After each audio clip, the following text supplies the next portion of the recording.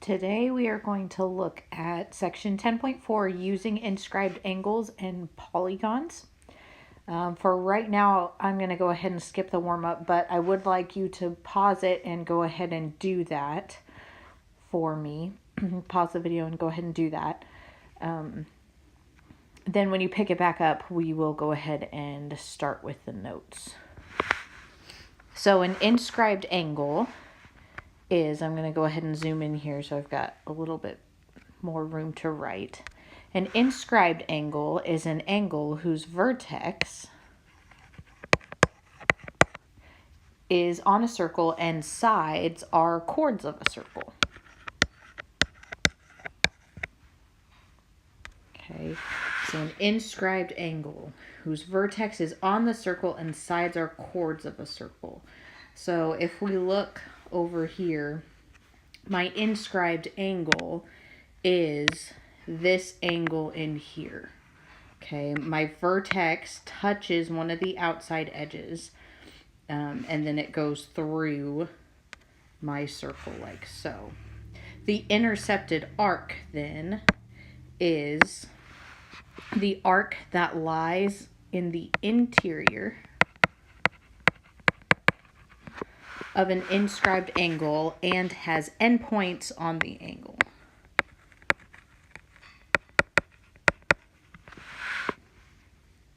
Okay, so the inscribed angle forms my intercepted arc. So over here,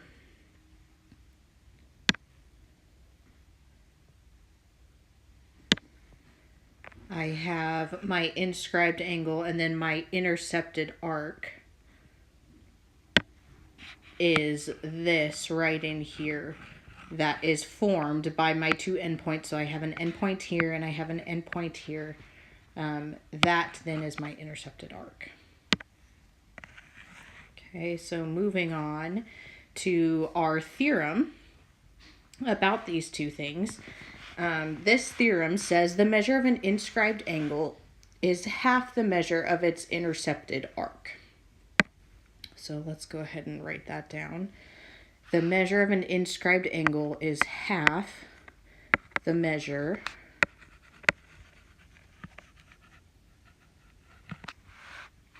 of its intercepted arc.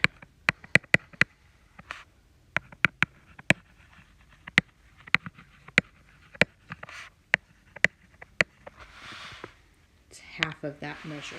So when I come over here and I look at my circle, I can see that I have my angle ADB.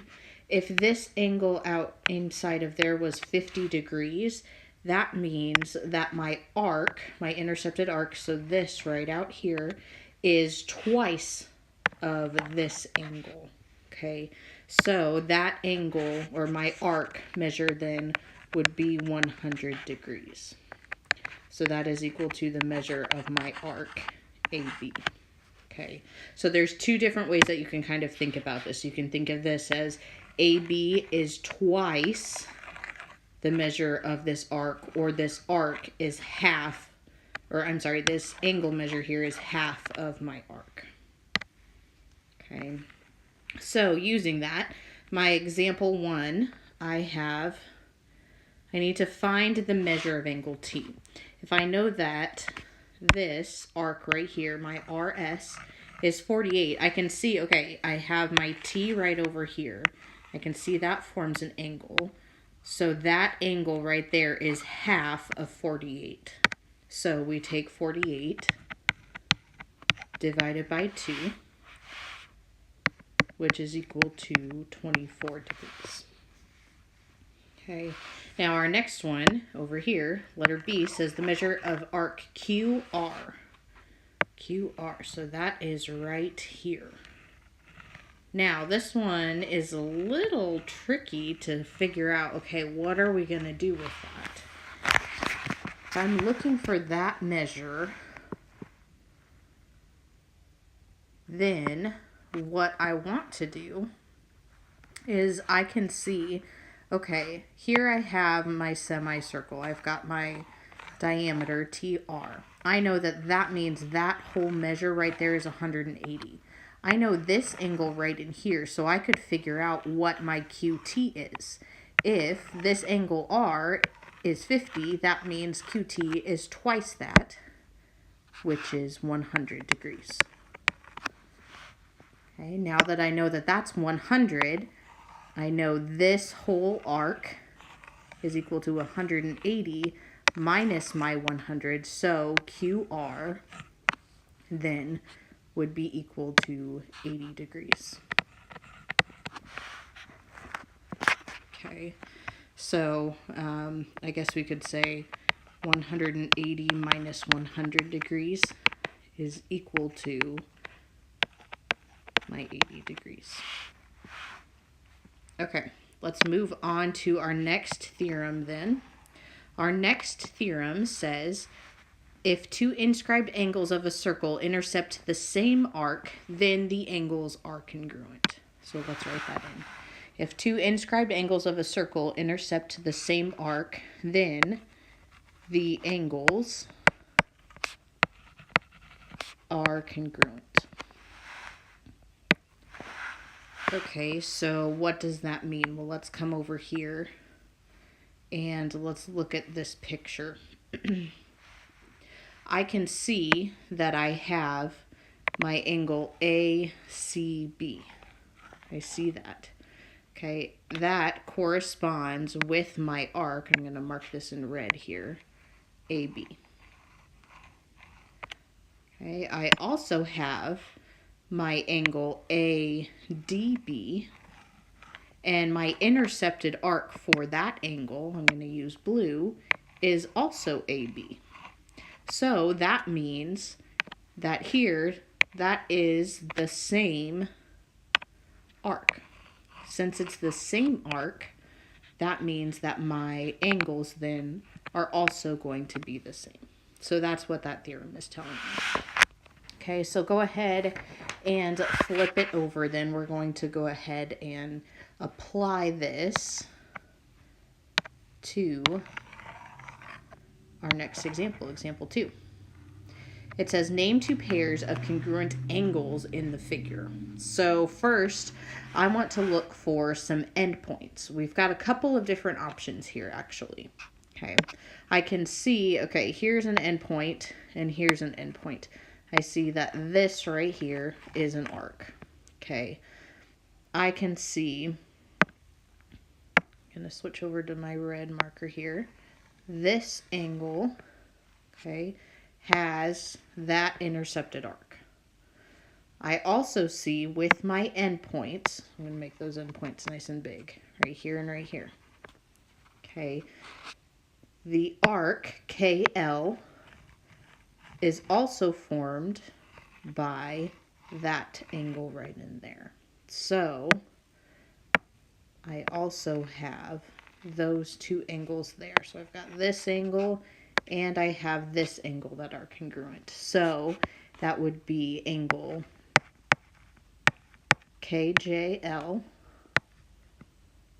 is congruent to my angle KML. Okay, they've got those same endpoints. Now,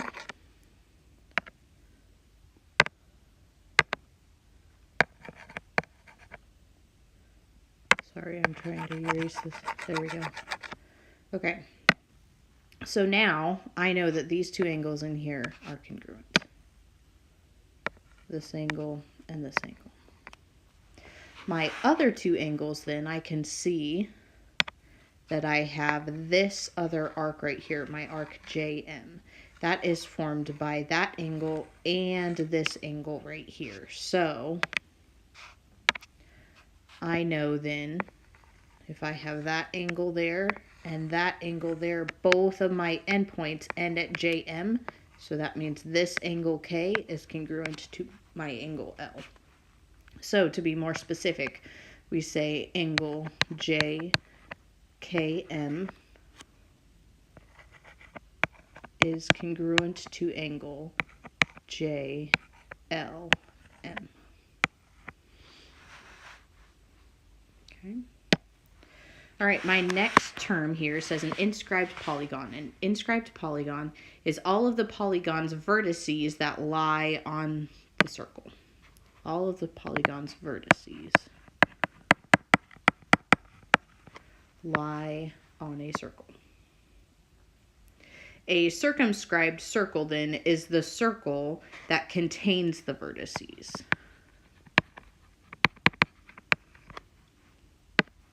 Okay, so basically, an inscribed polygon is any sort of shape where all of my edges, all of those vertices, are on the outs or lie right on the outside of my circle right there. So I've got an inscribed triangle, an inscribed quadrilateral because it's got 4 sides, and then the red here is my circumscribed circles because they are the ones that are holding those inscribed shapes. Okay, let's come back over here and look at this next theorem. This theorem says if a right triangle is inscribed in a circle, then the hypotenuse is the diameter of the circle. So let's go ahead and write that in. Then the hypotenuse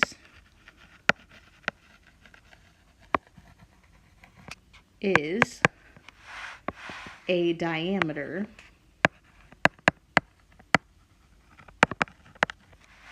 of the circle. Again, I apologize for my terrible handwriting. I'm still not used to writing on an iPad. All right. So the converse of that, basically meaning just saying the opposite thing. If one side of an inscribed triangle is the diameter of a circle, then the triangle is a right triangle and the angle opposite the diameter is a right angle. So when we look over here, I can see it says the measure of angle ABC is 90 degrees. So I've got this angle right in here is 90. If and only if AC is a diameter. Now, how do we know that this is true? Well, earlier we talked about our different arc measures. I have an inscribed angle, my angle ABC.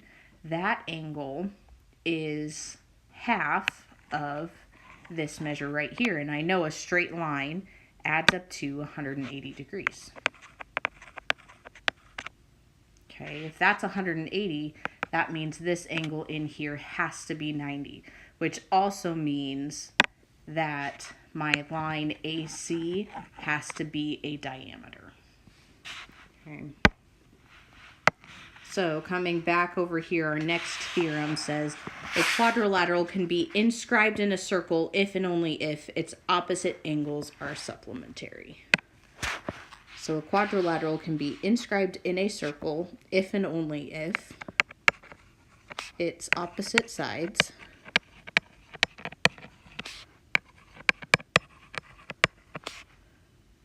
or I'm sorry, not opposite sides, opposite angles are supplementary.